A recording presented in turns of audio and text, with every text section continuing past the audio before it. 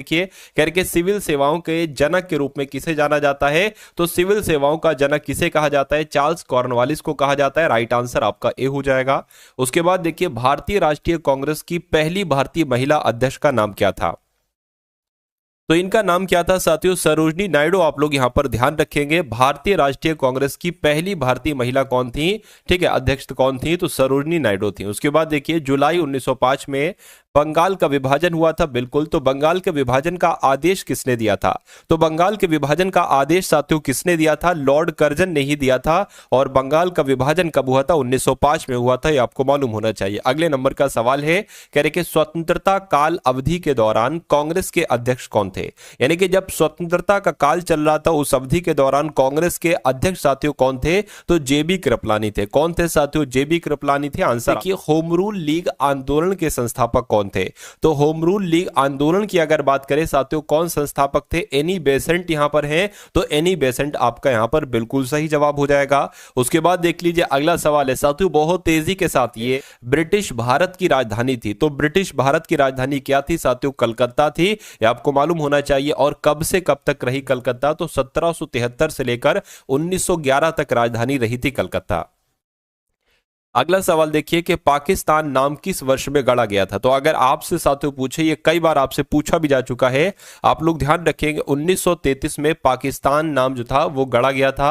उसके बाद देखिए सीधी कार्यवाही दिवस जिसको कहा जाता है डायरेक्ट एक्शन डे, क्या डायरेक्ट एक्शन डे, तो डायरेक्ट एक्शन डे यानी कि सीधी कार्यवाही दिवस, ये किसने, इसकी घोषणा किसने की थी, मोहम्मद अली जिन्ना ने, महात्मा गांधी ने, जयप्रकाश नारायण ने या सुभाष चंद्र बोस ने, तो किसकी साथियों इसकी घोषणा की थी, मोहम्मद अली जिन्ना ने साथियों इसकी घोषणा की थी। उसके बाद देखिए विपिन चंद्र पाल सहित 3 लोकप्रिय स्वतंत्रता सेनानी यानी कि लाल, बाल, पाल के रूप में जाने जाते थे, उनमें से 2 अन्य है। देखिए लाल की अगर बात करें तो ये लाला लाजपत राय हो जाएगा, ठीक है। बाल की अगर बात करें तो बाल गंगाधर तिलक, पाल की अगर बात करें तो विपिन चंद्र पाल। तो साथियों सुभाष चंद्र बोस का जिक्र नहीं है, ठीक है। यहां पर ऑप्शन नंबर बी ये आपका होगा। देखिए कहां लिखा हुआ है, बिपिन चंद्र पाल कहां पर लिखा हुआ है साथियों, बिपिन चंद्र पाल तो यहां पर कहीं नहीं लिखा हुआ है। अच्छा बिपिन चंद्र, उनमें से अन्य 2 थे, एक तो लाला लाजपत राय, लाला लाजपत राय साथियों हो जाएगा, ठीक है, और बाल गंगाधर तिलक हो जाएगा। तो मैं कहूंगा आंसर आपका जो जाएगा, क्योंकि भगत सिंह भी नहीं थे, मैडम भिकाजी कामा भी नहीं थी, ये भी नहीं थे, तो आंसर आपका इस ऑप्शन के साथ जाएगा बाल गंगाधर तिलक, ठीक है, बाल गंगाधर तिलक और लाला लाजपत राय, आंसर जिनका बी है बिल्कुल करेक्ट है।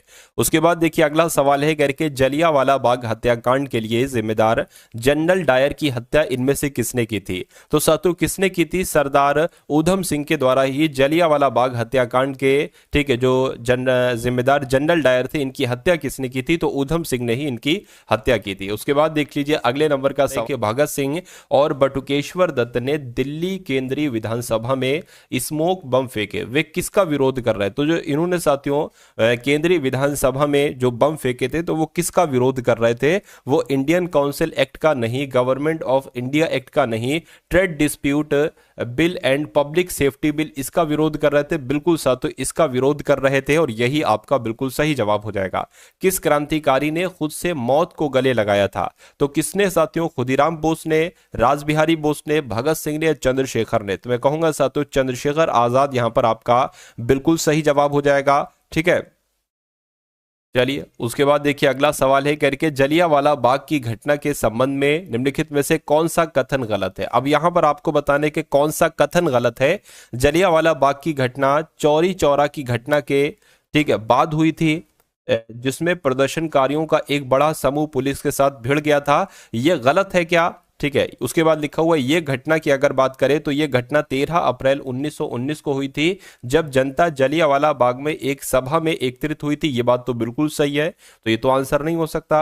जलियांवाला बाग की घटना मार्च 1919 के रॉलेट एक्ट का परिणाम थी, जिसमें सरकार को बिना मुकदमे के किसी को भी कैद करने का अधिकार दे दिया गया था, ये बात भी बिल्कुल सही है। उसके बाद अगर बात करें ब्रिगेडियर जनरल डायर ने बिना किसी को सूचित किए एकत्रित लोगों पर गोलियां चलवा दी थी, ये बात भी बिल्कुल सही है। लेकिन अगर ऑप्शन नंबर ए की बात करते हैं कि जलियांवाला बाग की घटना चौरी चौरा की घटना के बाद हुई थी, जिसमें प्रदर्शनकारियों का एक बड़ा समूह पुलिस के साथ भिड़ गया था, ये आपका गलत है, और गलत है तो यही आपका क्या होगा, यही आपका राइट आंसर हो जाएगा। उसके बाद देखिए अगला सवाल है, रॉलेट एक्ट 1919 में इनमें से किसे शामिल किया गया था? इनमें से किसे शामिल किया गया था बताइए। भारतीय वस्तुओं पर प्रतिबंध नहीं था रॉलेट एक्ट के तहत। सुनवाई के बिना अनिश्चितकालीन हिरासत एवं प्रेस की सेंसरशिप, ये बिल्कुल सही, यानी कि बिना किसी एक तरीके के वारंट के किसी भी भारतीय को गिरफ्तार किया जा सकता था रॉलेट एक्ट के तहत, इसीलिए इसका विरोध किया गया था। इसको काला कानून के नाम से भी जाना जाता था। उसके बाद देखिए असहयोग और खिलाफत आंदोलन कब शुरू किया गया था? तो ये कब शुरू किया गया था? 1920 में साथियों असहयोग आंदोलन और खिलाफत आंदोलन शुरू किया गया था, आपको मालूम होना चाहिए। और किसके द्वारा शुरू किया गया था साथियों? गांधी जी के द्वारा शुरू किया गया था। कब कब शुरू किया गया था? तो 1 अगस्त 1920 को साथियों इसकी शुरुआत की गई थी, यह भी आपको मालूम होना चाहिए। उसके बाद देखिए भारत में खिलाफत आंदोलन के बारे में क्या सही है? तो भारत में खिलाफत आंदोलन के बारे में क्या सही? यह पाकिस्तान की मांग का एक आंदोलन था? नहीं। यह भारत में मुगल शाही परिवार को पुनः बहाल करने के लिए एक आंदोलन था? नहीं। यह तुर्की के सुल्तानों के समर्थन में यह आंदोलन था, यह आपका बिल्कुल सही हो जाएगा। यानी कि अगर आपसे पूछे कि खिलाफत आंदोलन क्या है, तो यह तुर्की के सुल्तान के समर्थन में एक शुरू किया गया आंदोलन था, यह आपको मालूम होना चाहिए। उसके बाद देखिए अगला सवाल है, कह रहे कि निम्नलिखित में से कौन 1923 में गठित स्वराज पार्टी के संस्थापक सदस्यों में से एक थे? तो जो स्वराज पार्टी का गठन कब किया गया था? 1923 में किया गया था। इसके एक तरीके से संस्थापक सदस्यों में से कौन जाने जाते हैं? तो CR दास जाने जाते हैं, या आप लोग यहां पर ध्यान रखेंगे, यानी कि चित्तरंजन दास जाने जाते हैं। उसके अलावा साथियों मोतीलाल नेहरू का भी नाम आता है। किसका? मोतीलाल नेहरू का भी नाम आता है, ये भी आप लोग यहां पर ध्यान रखेंगे। अब उसके बाद देख लीजिए अगले नंबर का सवाल है, कह रहे कि अली बंधु शौकत अली और मोहम्मद अली के द्वारा भारत में किस आंदोलन का नेतृत्व किया गया था? तो किस आंदोलन का नेतृत्व किया गया था? मैं कहूंगा खिलाफत आंदोलन का नेतृत्व किया गया था। यह क्वेश्चन इंपॉर्टेंट है, आपके एग्जाम में साथियों पूछा जा सकता है। उसके बाद देखिए निम्नलिखित में से किस आंदोलन का आरंभ दांडी यात्रा से हुआ था? तो असहयोग आंदोलन की शुरुआत दांडी यात्रा से हुई थी, या सविनय अवज्ञा आंदोलन की, या चंपारण सत्याग्रह आंदोलन की, या भारत छोड़ो आंदोलन की? तो यहां पर साथियों मैं कहूंगा कि जो सविनय अवज्ञा आंदोलन है, इस आंदोलन का आरंभ दांडी यात्रा से हुआ था। राइट आंसर आपका हो जाएगा ऑप्शन नंबर बी के साथ। उसके बाद देखिए महात्मा गांधी जी ने राजनीति में किसको अपना गुरु माना? यानी कि गांधी जी के राजनीतिक गुरु साथियों कौन थे? तो बाल गंगाधर तिलक थे? नहीं। गोपाल कृष्ण गोखले थे? बिल्कुल साथियों, यानी कि गोपाल कृष्ण गोखले महात्मा गांधी जी के राजनीतिक गुरु थे, आपको मालूम होना चाहिए। अगला सवाल देखिए आपकी स्क्रीन पर है कि गांधी जी ने चंपारण नामक एक छोटे से गांव में सत्याग्रह आंदोलन शुरू किया था।